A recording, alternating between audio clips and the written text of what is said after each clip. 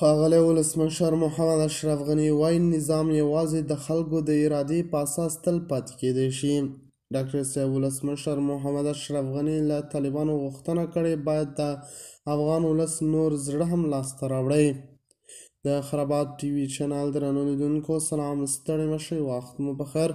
هیله لرم چې جوړ او روغ به یې. په سر کې یادونه کوم که خرابات ټي وي چینل مو نه وي سبسکرایب کړی، په درنښت سره خرابات ټي وي چینل سبسکرایب کړئ.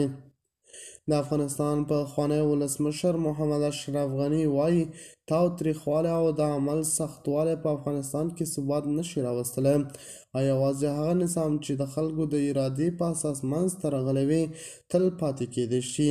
د هغه په خبره د ژوند، دین، مال، ټولنې، منطق او دلیل څخه ساتنه د اسلام له نظره د امنیت 5 اصول دي، او که چیرې امنیت او خوندیتوب د دغه اصولو په اساس رامنځته نشي، د امنیت او خوندیتوب هر ډول ادعا به یې بې پایله وي.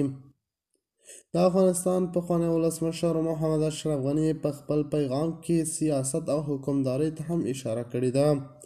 نظام یوازې د خلکو د ارادې په اساس تل پاتې کېدی شي، له هغه نه بغیر ستونزې او تحریکات رامنځته کېږي.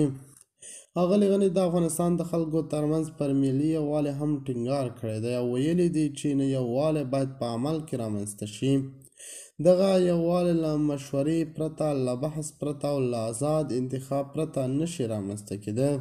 هغه ویلي چې د افغانستان د خلکو ستونزې بیخي زیاتې دي او له سالم او هر اړخیزه فکر پرته او یو حکومت چې د خلکو په خدمت کې هم وي دغه ستونزې به هوارې نشي کړلی.